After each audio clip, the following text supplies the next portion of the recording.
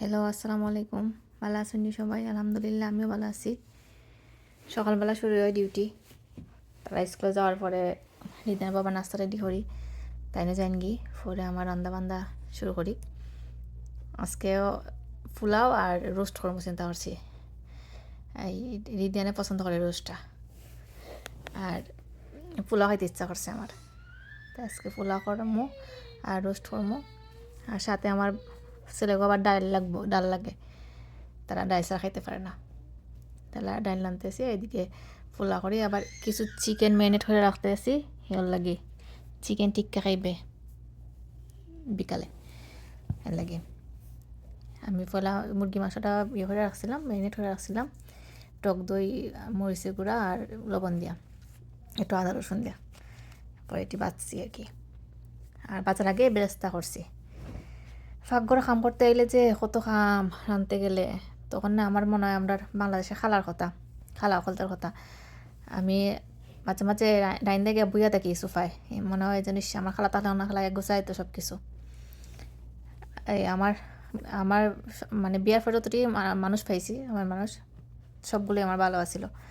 খালাগুলো আমার সবগুলোই ভালো আছিল, সবগুলোই আমার খুব ইয়ে হতো। বাংলাদেশে তো কত আরাম, আইন্দা কাটটা কুটটা দেয়, পরিষ্কার করে দেয়, আবার বিকালে আয় বাসন দেয় দুপুরের। আর এখানেও কামের শেষ নাই, একটা মানুষ নাই যে একটু হেল্প করার। বাসা যদি কেউ থাকতো তাইলে একটু হইতো, একলা সব করতে হয়। সবারই এরকম, আমার একলা না, সবারই এরকম।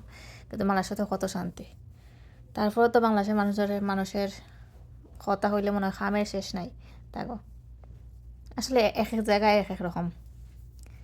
এখানে যেমন একদিন রান্নালে 3 দিন খাওয়া যায়, বাংলাদেশে তো আবার এরকম না, প্রতিদিনেরটা প্রতিদিনই রান্না লাগে, আর রাঁধতে গেলেই তো খাম। এই যে আমি গরু রোস্টের মধ্যে সব মশলা দিই, আবার আমি পোলাওয়ের মধ্যে একটু এই ইয়ার গুঁড়া দিই, ধনিয়া জিরা এগুলার গুঁড়া দিই। আমার ভালো লাগে, একবারে সাদা দেখতে ভালো লাগে না, একটু ব্রাউন ব্রাউন হইলে না আমার ভালো লাগে, একটু দিই। আমার খেওয়াইছেন না, আমার নিউটেলা ডিব্বার মাঝে লবণ, আবার এই পিনাট বার ডিব্বার মাঝে জিরার গুঁড়া, আমি ডিব্বা ফালাই না, এগুলোর মধ্যে আমি রাখি মরিচ ইয়ার গুঁড়া। খেওয়াইছেন না এটা দীক্ষা। আবার আর দিদির বাপা এত সিল্লাইন খালি আমার এটা জমা এখানে, এটা ফালাইতে আবার জমা এখানে, কিন্তু আমার ভালো লাগে, আমি জমাই। এই পোলাওয়ের মধ্যে আমি একটু দুধ দিলাম, 2 কাপ দুধ দিছি, আর 3 কাপ পানি দিছি আর কি।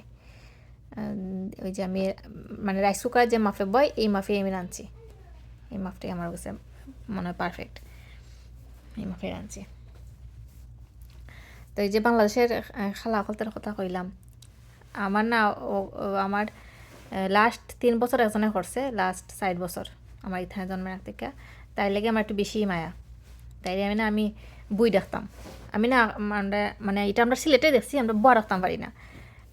সিলেটের মানুষের দেখছি বিশেষ সেটাই, মানে আমরা বয়া রাখতাম পারি না, হয় অমুকের মা তমুকের মা, না হয়তো খালা, আর না হয়তো আমরা মানে শোনা মজা দেখে এটা বই দেখে। তা আমিও বই রাখতাম, অনেক ভালো আছিল মহিলাটা, অনেক ইয়া করতো। এই যে আমার রান্না শেষ, ইয়া করছি, রোস্ট করছি, পোলা করছি, একটু শাক ভাজি করছি, একটু বেগুন ভাজি করছি। শাক দিয়েছিল আমার এক ভাবি, ওনার বাড়ির শাক, আর বেগুন দিছে আবার আমার পাশের এক ভাবি। দুইজনের 2 বাড়ির জিনিস রান্নাম। এদিকে 2টা বাজি গেছে, আমি গেছি ইথানডে আনতে, ময়লা ফালে ইথানডে আনতে যাইমো। রান্না শেষ হইলে আবার নামাজ পড়লাম আর গোসল করলাম, তখন ময়লা ফালেই আবার ইথানডে লইয়া আইমো। ও এরপর খেতে আমি খাইছিও, দরজা করলে দেখি আবার কি জানি অনলাইনে অর্ডার দিয়েছেন, আবার দেয়া গেছে। তো এটা অন্য বাসায় রাখলাম, কি যে হাবি যাবি খালি আনাইন, খালি অর্ডার দেন, আমার না জানে আল্লাহ জানে। এটি ইথান আইসে, ইথানের লাগি ইথান আয় 2:12-15 বাজে, কিন্তু আমি 2:05 যাই, খাওয়া যায় না। আগে যদি একদিন আই হয় তো আবার ফোন আয়, তো আবার দৌড় দেওয়া লাগে, লাগে আমি 5 মিনিট আগে গিয়ে দাঁড়ায় থাকি। আজকে বাসের মাঝে ঘুমাইছে, এবার জিগাইলাম বাসের মাঝে ঘুমাইছে, এ বাসা তার ঘুমায় নাই। ইতান আইসে পরে ইতানটা খাওয়াইয়া 1 ঘন্টা পরে আবার রিদিয়ান আইসে, তার লাগে দরজা খুলে দাঁড়ায় রয়েছি। আজকে বাইরে অনেক গরম। তারপরে রিদিয়ানটা খাওয়া টাওয়াইয়া বিকালে আবার 6টার দিকে আমি আর ইতান একটু বাইরে হাঁটতে গেছি। তার আবার বিকাল হইলেই আটা লাগে, বাইরে যাওয়া লাগে, খুব সুন্দর রেডি হইব, বাইরে যাওয়ার লাগে। হ্যাঁ, বাইরে খাইতে আইসি। আবার রিদিয়ানে ওই যে চিকেন টিক্কা খাইতে চাইছে, এটা রেডি করলাম তার লাগে। এটা সকালে মেনটেন করে রাখছিলাম, এটার মধ্যে একটু সরিষার তেল, মরিচের গুঁড়া, সস আর লবণ আর জিরার গুঁড়া ধনিয়ার গুঁড়া এটা দিছি।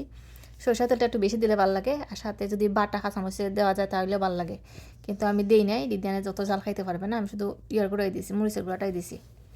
আর সাথে আবার সরষের তেলের মাঝে বেসন দিয়ে বুইনা দিলে অনেক মজা লাগে, কিন্তু আমি দিছি না, সরষের তেলে যা জ্বর সহ্য করতে পারবে না বেশি, এটাই পারফেক্ট হয় তার লাগে।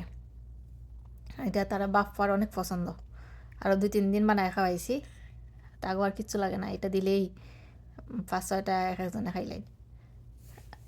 তো চিকেনে তো খাওয়াইলে কোনো সমস্যা না, চিকেনে তো কোনো ফ্যাট নাই, কিছু নাই।